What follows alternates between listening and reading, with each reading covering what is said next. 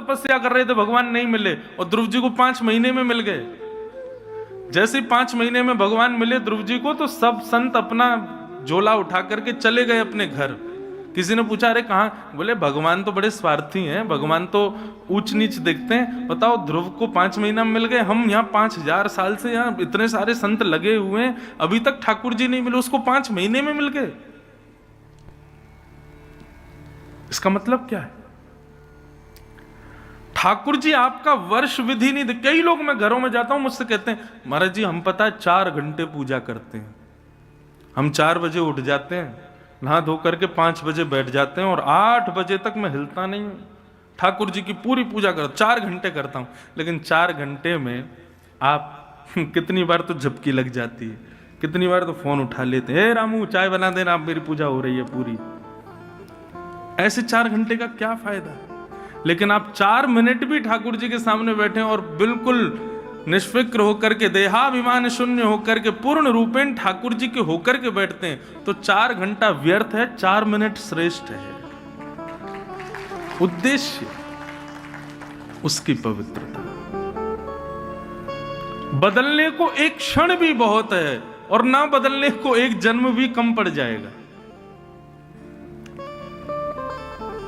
बदलना होगा तो एक क्षण में बदल जाओगे, बस उस क्षण में उद्देश्य पवित्र हो, उस क्षण में भाव पवित्र हो, उत्कंठा पवित्र हो। ध्रुव जी की तपस्या 5 महीने की थी, लेकिन 5 महीने में भगवत प्राप्ति की उत्कंठा। उत्कंठा मतलब, उत्कंठा किसे कहते हैं? उत्कंठा मतलब जैसे आप संसारी वस्तु को प्राप्त करने के लिए लगन लगाते हो, लगे रहते हो, मुझे आईफोन चाहिए चाहिए, कितने का मिलेगा? बोले इतने का मिलेगा, इसके लिए चाहे मुझे जो कुछ करना पड़े।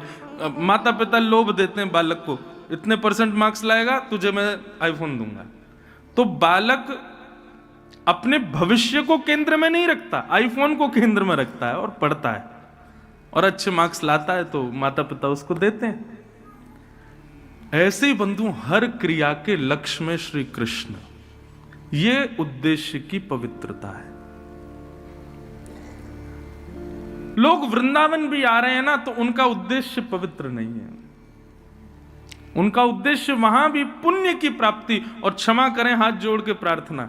ये ऐसा नहीं सोचना ये महाराज जी हमको आज डांट रहे हैं क्या। डांट वांट नहीं रहा हूं मैं, तो केवल एक बात बता रहा हूं, सबको बता रहा हूं, जो लोग आस्था पर भी सुन रहे हैं या भक्ति पथ लाइव पे भी, यूट्यूब पे, सबको कह रहा हूं, उद्देश्य अपना पवित्र रखो। आप कोई भी क्रिया करिए, फिर वो क्रिया लाभकारी होगी।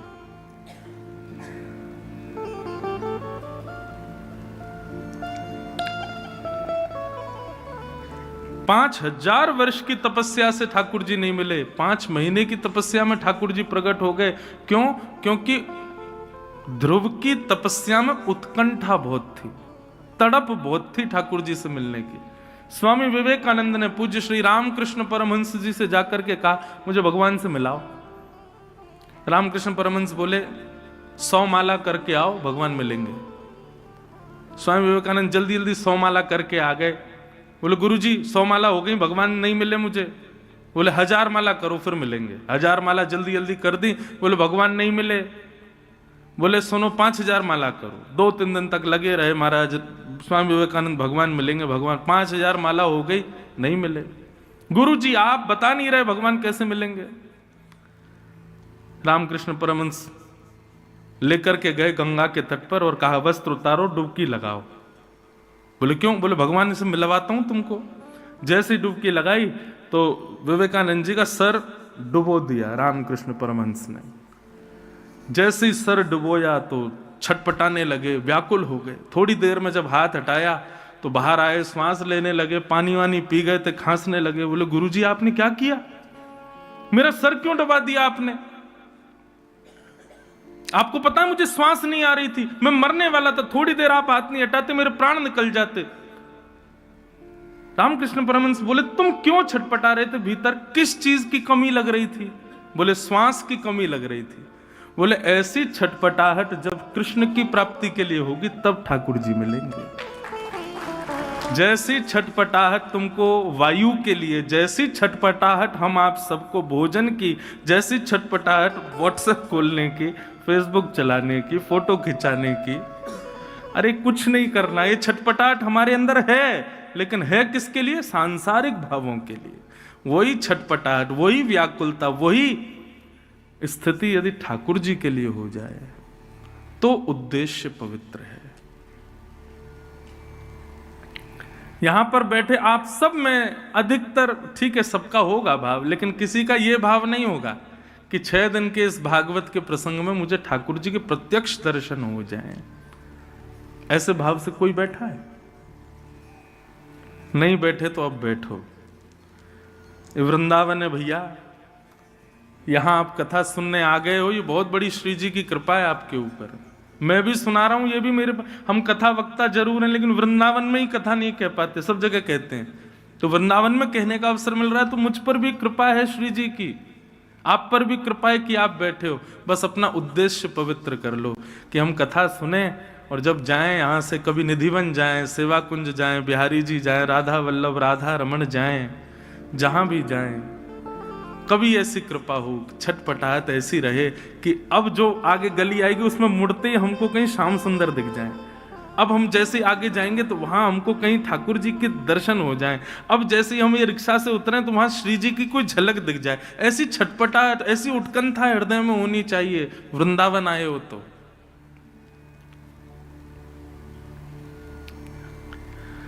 उद्देश्य पवित्र रखो बंधुओं। श्रीमद् भागवत, मैं आपके सामने खुली बात कहूं, मैं कथाओं में भी कहता हूं, आप यदि धर्म, अर्थ, काम, मोक्ष या सांसारिक किसी कामना से कथा सुन रहे हैं, करा रहे हैं, आपकी वो कामना कभी पूरी नहीं होगी। श्रीमद् भागवत से केवल एक कामना रखो, और वो क्या है? स्त्रिभंग लली श्याम सुंदर हमें प्राप्त हो जाए, बस और कुछ नहीं चाहिए। निश्चित मानिएगा, हमारी बात पर विश्वास कर लीजिएगा, अन्य भाव आपके पूर्ण नहीं होंगे, लेकिन ठाकुर जी की प्राप्ति के लिए आपने एक कथा भी यदि श्रवण की तत्परता से, तो 7 दिन के अंदर ठाकुर जी की एक झांकी कहीं ना कहीं दिख जरूर जाएगी। और बता दें कैसे दिखेगी। सबसे पहले ठाकुर जी जब मन बनाते हैं किसी से मिलने का तो स्वप्न में आते हैं। सबसे पहले स्वप्न में दर्शन होता है ठाकुर जी का। स्वप्न में ठाकुर जी दिख जाएं, किसी से शेयर नहीं करना, किसी को बताना नहीं, कुछ नहीं, बस अपने हृदय में ही रखो, प्रसन्न हो जाना। हाँ, ठाकुर जी स्वप्न में आ गए, इसका मतलब ठाकुर जी हमको चुन चुके हैं मिलने के लिए। अब हमको और प्रयास करना है कि बस ये स्वप्न के ठाकुर जी प्रत्यक्ष आ जाएं। स्वप्न दर्शन के बाद अनुभव होगा, अनुभूति होगी, ऐसा लगेगा कि यहाँ ठाकुर जी हैं, यहाँ ठाकुर जी हैं। कोई पत्थर देखोगे उसकी आकृति में ठाकुर जी, बादल देखोगे तो उसकी आकृति में ठाकुर जी। हम हवाई जहाज में जब बैठते हैं तो खिड़की वाली सीट पे ही बैठता हूँ, तो हमारे पंडित जी बोलते हैं, महाराज जी आप 5000 बार बैठ चुके हो, फिर भी खिड़की पे ही क्यों बैठते हो? मैंने कहा मैं बादलों की आकृति देखता हूँ, कभी कभी ठाकुर जी दिख जाते हैं। उस आकृति में कभी कभी ऐसा लगता है शाम शाम कहीं दिख जाएं, इसलिए खिड़की की तरफ बैठता हूं कि आकृतियां वो देखता रहूं। हमारी हर स्थिति, हर भाव ऐसे हो जाए बंधुओं कि नकारात्मकता कहीं ना रहे। घर से निकलते छींकते हैं तो लोग पानी देते, पानी पियो, अशुभ है। नहीं, वैष्णवों के लिए कुछ अशुभ नहीं होता। जिसके चित्त में ठाकुर जी हैं उसके लिए सब चीज भावुक है, सब चीज अच्छी है। मीराबाई ने ब्याह के बाद कभी श्रृंगार नहीं किया, एक दिन श्रृंगार करके आई, परम सुंदर श्रृंगार किया, और उसी दिन उनके पति की मृत्यु हो गई। लोग कहने लगे ये अशुभ है, आज श्रृंगार किया तो आज पति नहीं प्राण त्याग दिए। पर नहीं, वैष्णव की कोई भी क्रिया अशुभ नहीं होती। सांसारिक व्यक्ति की हर क्रिया में भय बना रहता, कुछ गड़बड़ी ना हो जाए, कुछ अशुभ ना हो जाए, कुछ गलत ना हो जाए। वैष्णव की कोई क्रिया गलत नहीं होती, उसकी हर क्रिया में सकारात्मकता होती है। इसलिए भैया और कोई उद्देश्य मत रखो, श्रीमद् भागवत जी से एक ही चीज मांगो कि बस हमको ठाकुर जी मिल जाए। 2024 का एक ही प्रण ले लो, आप कहीं भी जाओ, कुछ भी मांगो, कुछ भी करो, जो भी आपके मन में है। पर अब 2024 में हमारी कई एक बात मानना, किसी भी तीर्थ में जाओ, धाम में जाओ, कोई अनुष्ठान कराओ, संकल्प करो, कुछ भी करो, हर जगह एक ही कामना करो, बस श्याम सुंदर हमको मिल जाए, एक बार मिल जाए, ठाकुर जी हमको एक बार दर्शन दे दें बस। तो स्वप्न दर्शन, फिर अनुभव दर्शन, अनुभूति होगी, आकृतियां कुछ भी होंगी, आपको दिखेगा कि नहीं ये तो ठाकुर जी हैं, ये देखो ना ऐसा लग रहा है कि श्याम सुंदर खड़े हैं, बंशी बजा रहे हैं, ऐसी आकृतियां दिखेंगी। और तीसरा होगा प्रत्यक्ष दर्शन, ठाकुर जी आके सामने खड़े ही हो जाएंगे, फिर आंखें मीड़ना, नोचना, देखना कि हाँ नहीं मैं उठा ही हुआ हूं, ठाकुर जी खड़े सामने। स्वप्न दर्शन प्रथम सिद्धि है भगवत प्राप्ति की। तो बस उद्देश्य शुद्ध रखो। श्याम सुंदर सदा हमको प्यारे रहे, हम उन्हीं के रहे, वो हमारे रहे। श्याम सुंदर सदा हमको प्यारे रहे, हम उन्हीं के रहे, वो हमारे रहे। श्याम सुंदर सदा हमको प्यारे रहे, हम उन्हीं के रहे, वो हमारे रहे। श्याम सुंदर सदा हमको प्यारे रहे, हम उन्हीं के रहे, वो हमारे रहे। हम उन्हीं के रहे, वो हमारे रहे। हम उन्हीं के रहे, वो हमारे रहे।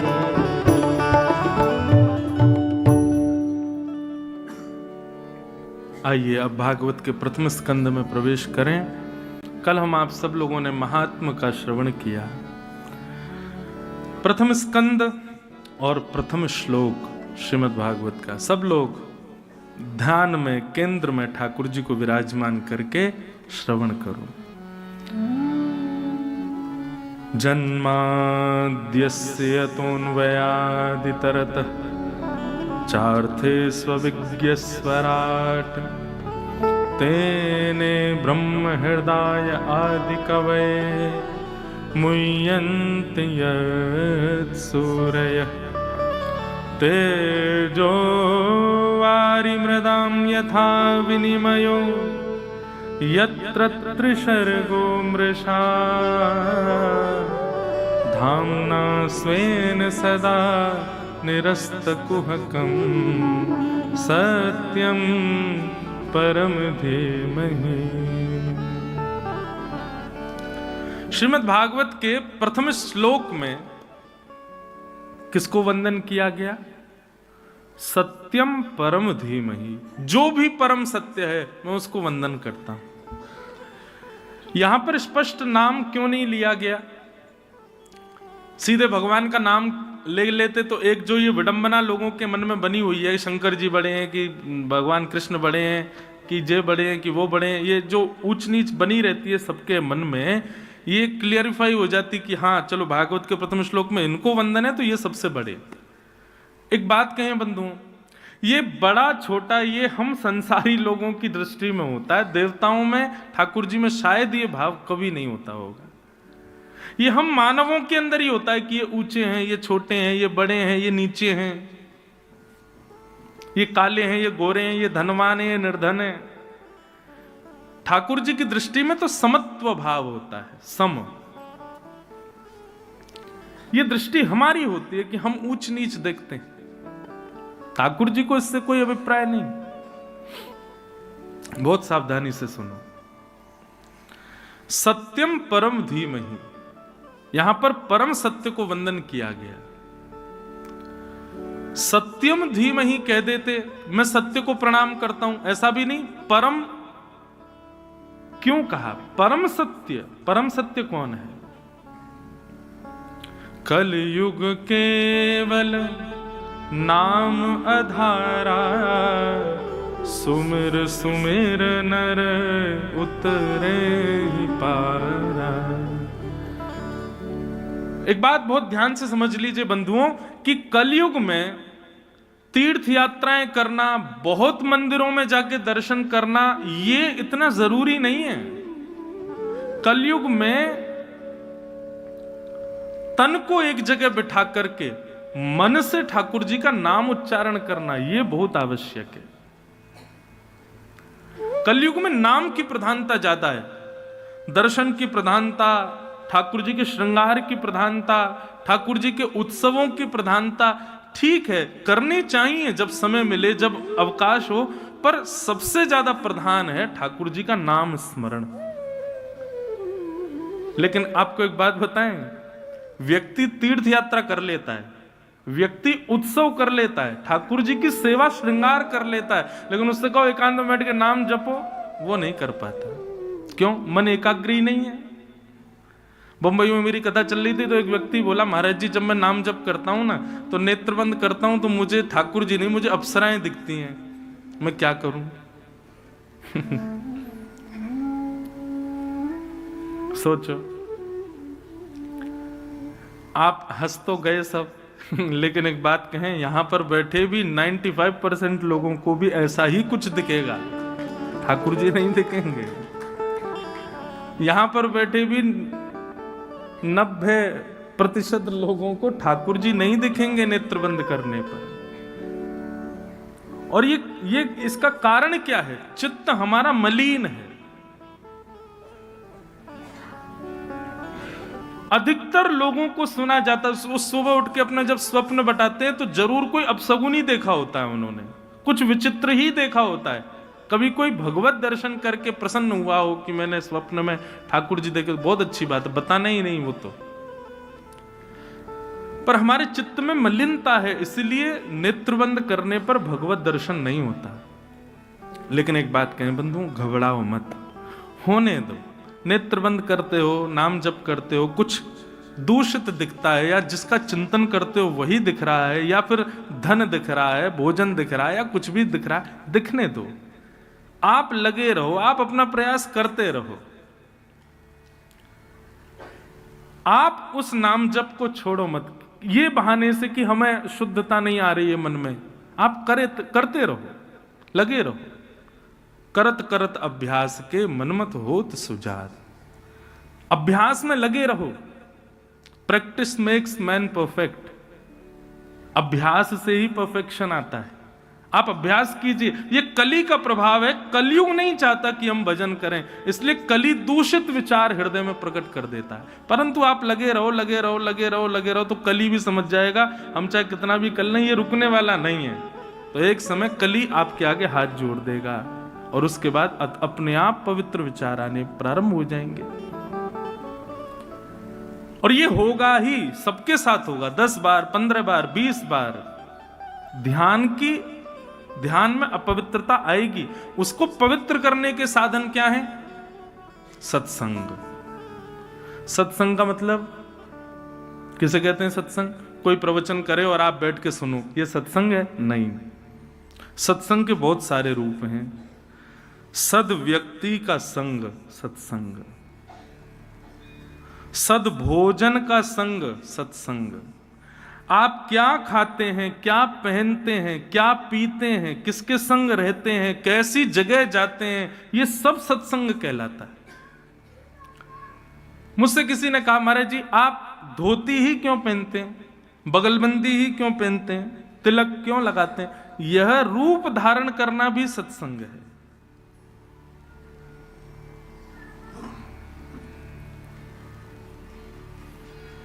बाहर रोड पर कोई ठेले वाले ने कुछ चाट वाट बेच रहा हो, वहां आप लोग जाएंगे ना तो वो कुछ नहीं कहेगा, जैसा कहोगे बना के दे देगा। लेकिन धोती पहन के बगलबंदी पे तिलक लगाए हम जाएंगे ना तो हमसे वो 5 बार पूछेगा, महाराज जी मैं थोड़ा साफ कर दूं, मैं थोड़ा हाथ धो लूं, ये पवित्र है, शुद्ध है, कोई दिक्कत नहीं। अरे और छोड़ो, फ्लाइट में जो एरोस्टेज भोजन परोसने आती है ना, वो सबसे पूछती है वेज नॉन वेज, लेकिन हमारा रूप देख के वो नॉन वेज तो बोलती ही नहीं है।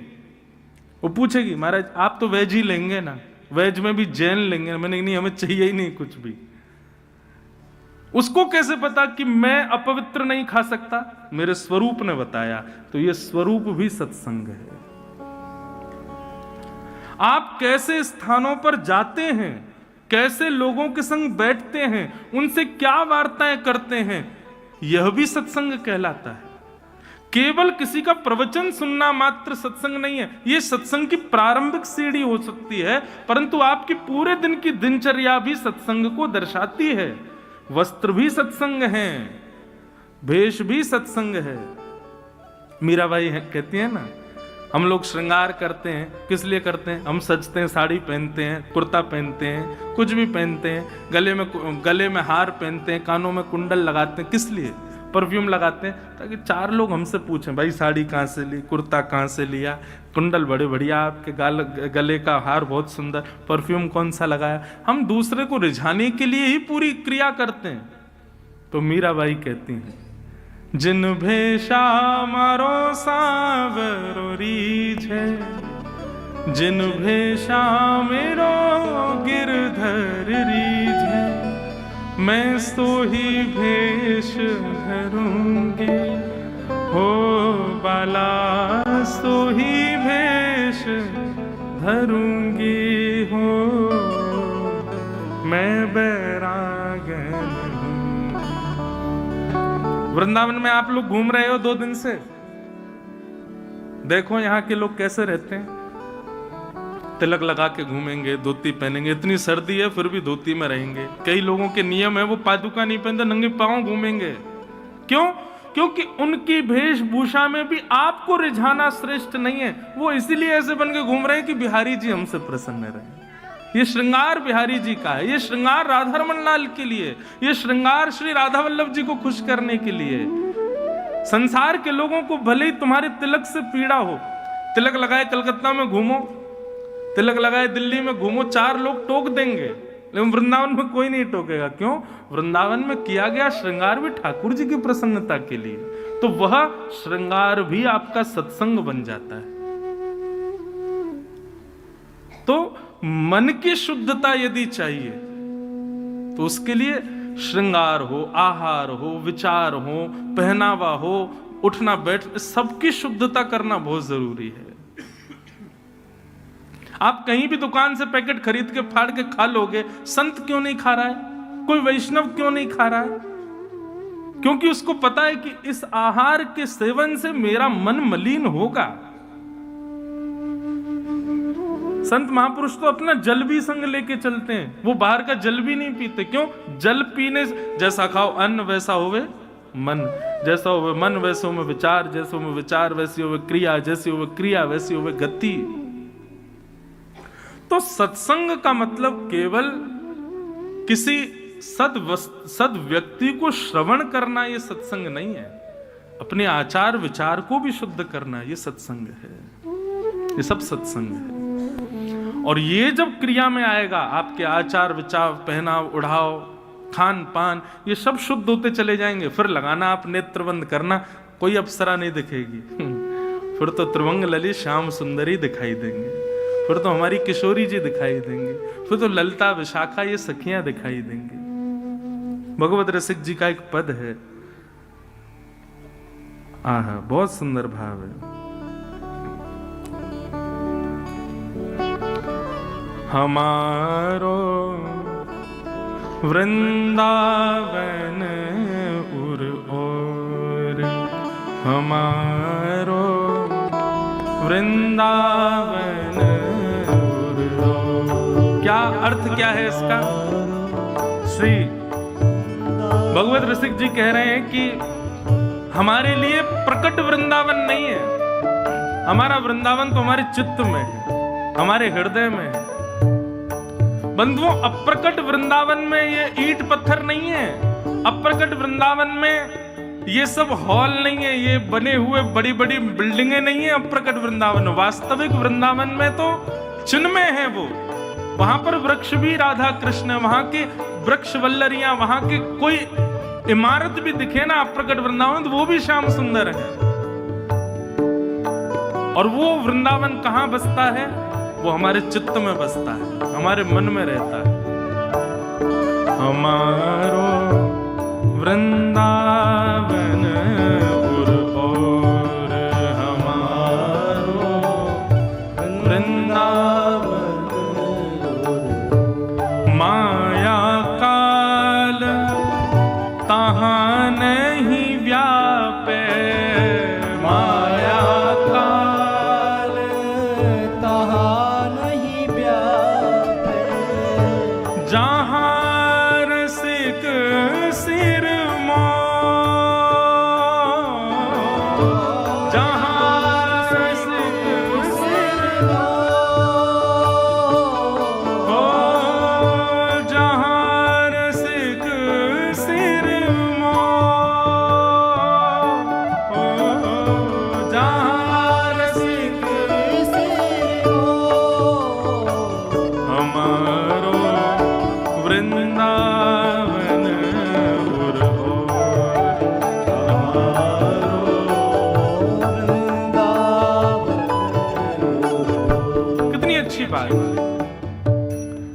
जहां पर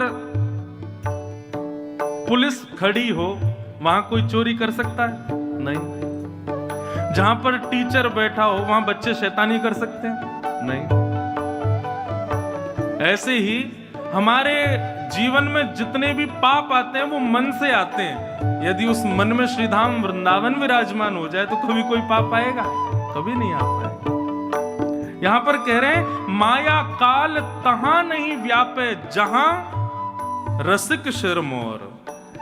बोले भैया तन से वृंदावन आ रहे हो, तन से वृंदावन में रह रहे हो, इसका कोई अभिप्राय नहीं है। तन को कहीं भी घुमा लो, तन जैसे यहां से बाहर जाएगा फिर बिगड़ जाएगा। इसलिए क्या करो, जितने समय के लिए वृंदावन आए हो प्रयास करो कि उतने समय में वृंदावन को चित्त में लेकर के चले जाओ। वृंदावन सदा चित्त में रहे तो वहां पर किसी भी प्रकार का पाप प्रवेश नहीं कर पाएगा।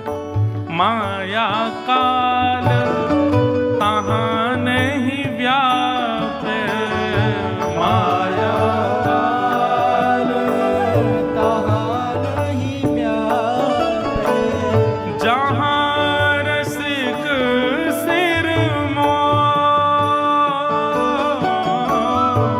जहां रसिक सिर मोर, हमारो वृंदावन